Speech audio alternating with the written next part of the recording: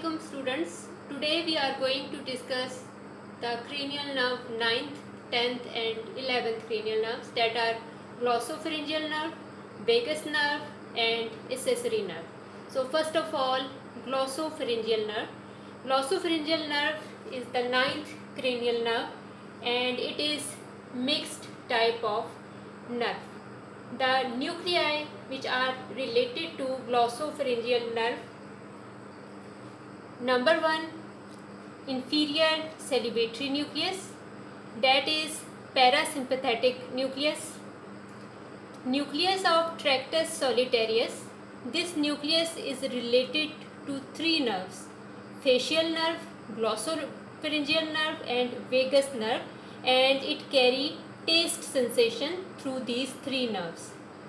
Then next is nucleus ambiguus. Nucleus ambiguus is also called branchiomotor nucleus because it supplies the structures derived from branchial arches, and it is also concerned with 9th, 10th and 11th cranial nerves. And the nucleus, which is not actually the nucleus of glossopharyngeal nerve, but you can say some fibers in the glossopharyngeal nerve will relay here, and this is spinal nucleus of trigeminal nerve, and you know it carries the general sensations from the area of head.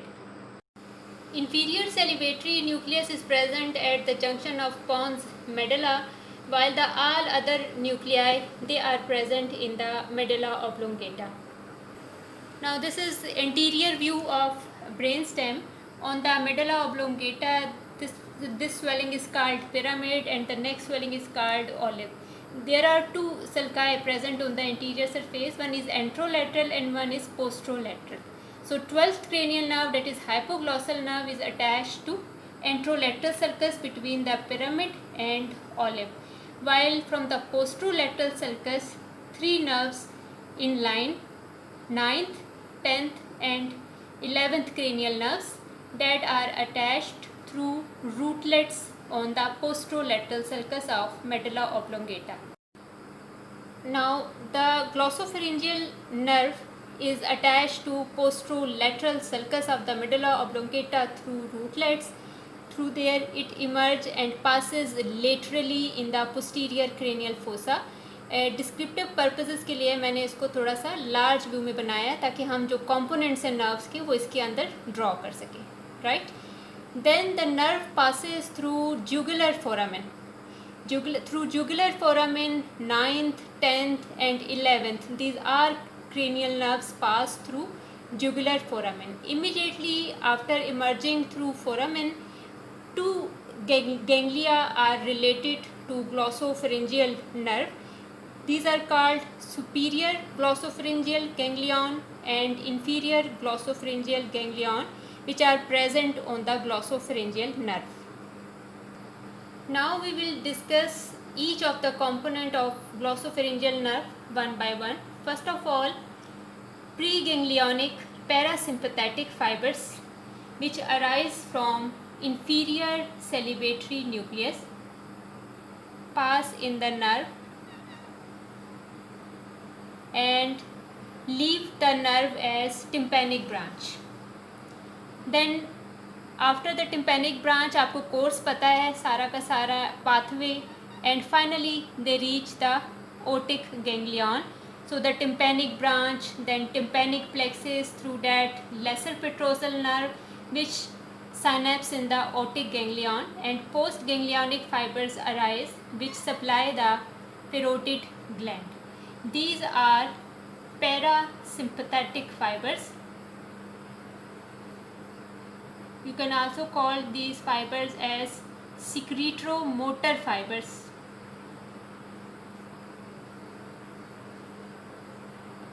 Or it is called, this component of nerve, general, visceral, efferent fibers.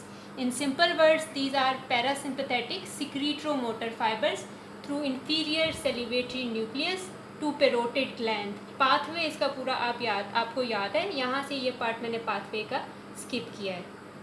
The next efferent component are the fibers from nucleus ambiguous. As I have told you, this is branchiomotor nucleus.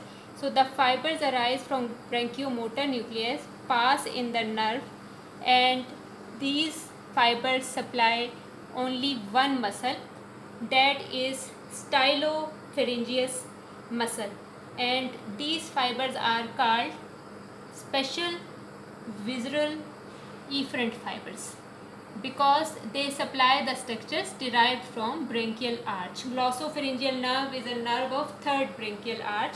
So fibers from the nucleus ambiguous supply only one muscle, that is stylopharyngeus muscle. These are two efferent components of the glossopharyngeal nerve. Now afferents in the glossopharyngeal nerve. For the afferents, we will follow from the periphery towards central system. So the taste fiber, glossopharyngeal nerve carry taste fibers from the posterior 1/3 of tongue. These fibers travel. These are the peripheral processes which synapse in inferior glossopharyngeal ganglion. Then the central process, they will terminate in the nucleus of tractus solitarius. So glossopharyngeal nerve carry taste fibers from the posterior 1/3 of tongue, and these fibers are called special visceral afferent fibers. यहाँ simple आप याद रखें कि taste fibers from the posterior 1/3 of tongue, ज़रूरी नहीं है कि आप इन कंपोनेंट्स को याद रखें. द नेक्स्ट इज़, अब जो विजरास हैं उनकी जो जनरल सेंसेशंस हैं, ज़ाहिर है उन्होंने भी आना है. तो जो विजरास की जनरल सेंसेशंस हैं या visceral sensory fibers, the glossopharyngeal nerve carry general sensations from the pharynx, palate, posterior 1/3 of tongue, tonsil, carotid body and sinus. These fibers travel along glossopharyngeal nerve. They also relay in the inferior glossopharyngeal ganglion. Central processes arise and they pass and terminate in the inferior part of nucleus of tractus solitarius. So nucleus of tractus solitarius has two parts.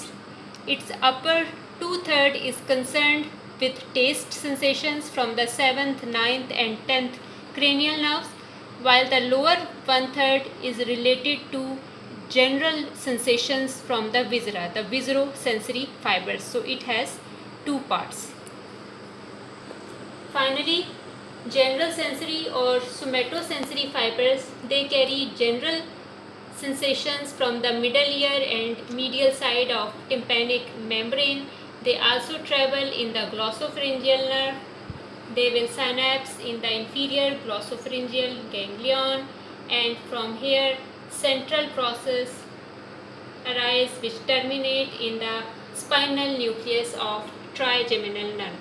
So all the afferent fibers, their peripheral processes synapse in the inferior ganglion related to glossopharyngeal nerve, while the central process reach the medulla oblongata and reach their final destination. The next is vagus nerve. Vagus nerve is mixed nerve. It has extensive course in the neck, thorax and abdomen and vast area of supply. The nuclei which are related to vagus nerve are: number 1, nucleus ambiguous. Nucleus ambiguous is a branchiomotor nucleus which is related to cranial nerve 9, 10 and 11. The main nucleus related to vagus nerve is dorsal vagal nucleus. It is parasympathetic nucleus present in the medulla oblongata. Then nucleus of tractus solitarius. As you all know, this is taste nucleus plus for the general visceral afferent sensations related to 7th, 9th and 10th cranial nerves. So the taste fibers from the posterior most part of the tongue are carried by vagus nerve and relay here. And then spinal nucleus of trigeminal nerve, which is not the nucleus of vagus nerve but actually the general sensory fibers or somatosensory fibers which are carried by vagus nerve, will terminate in the spinal nucleus of trigeminal nerve. The vagus nerve is attached to medulla oblongata on its interior surface at the posterolateral sulcus, in line with the 9th and 11th cranial nerves. These three nerves, 9th, 10th and 11th, they arise from posterolateral sulcus on the interior surface of medulla oblongata. It also passes laterally in the posterior cranial fossa and leaves through jugular foramen along with 9th and 11th cranial nerves.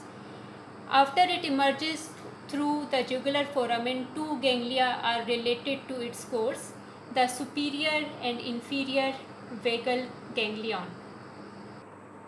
Now we will discuss the fibers which are present in the vagus nerve. First of all, efferent fibers or sensory fibers. The general sensory fibers are called somatosensory fibers, which carry general sensations from the part of auricle, posterior half of external acoustic meatus, tympanic membrane. They are called general somatic efferent fibers, and also the meningeal branch which supply the meninges in the posterior cranial fossa. These are the peripheral processes of nerve cell bodies present in the superior vagal ganglion.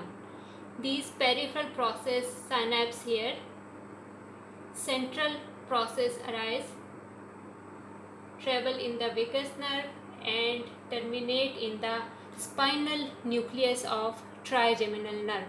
So जितनी भी general somatic sensations होंगी they will all terminate in the spinal nucleus, चाहे वो किसी भी nerve के साथ related हो. Next are fibers, general sensory fibers from viscera, which are called general visceral efferent fibers or viscerosensory fibers. These fibers travel in the vagus nerve and they will synapse in the inferior vagal ganglion. These are peripheral processes, and central process arise which pass in the vagus nerve and terminate in the lower part of nucleus of tractus solitarius, जैसे कि अभी हमने 9th nerve के साथ discuss किया था. The next modality is special visceral efferent fibers. These are actually special taste fibers or special sensory fibers from the posterior most part of the tongue. These fibers, so vagus nerve carries taste sensations from the posterior most part of the tongue. These are peripheral process which also relay or synapse in the inferior vagal ganglion. From here central processes arise and they will terminate in the upper part of nucleus of tractus solitarius, which carry taste sensations.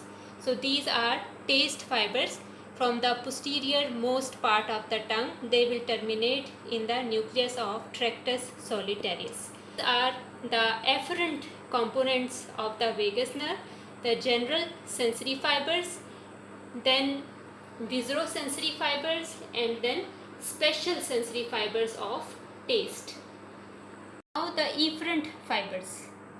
Efferent fibers from the dorsal vagal nucleus, which are basically preganglionic parasympathetic fibers. They pass in the nerve and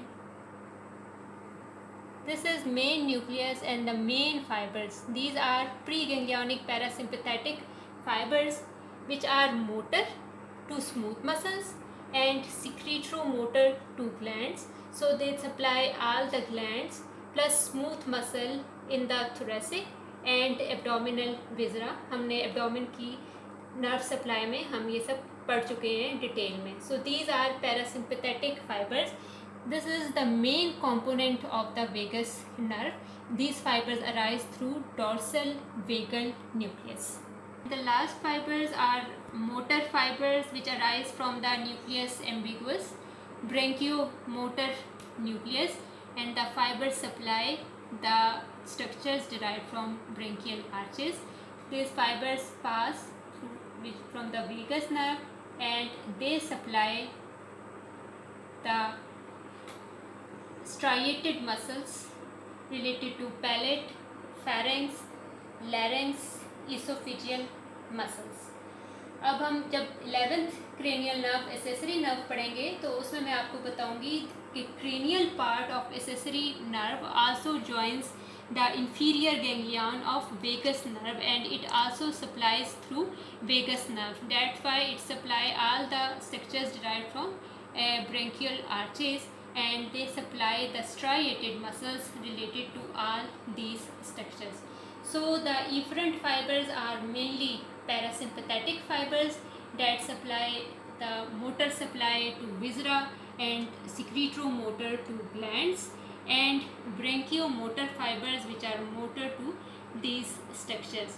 These are the basic components of vagus nerve. अगर आप एक दफ़ा इसको अच्छे से understand कर लें तो फिर हमारे लिए ब्रांचेस को पढ़ना इजी हो जाएगा.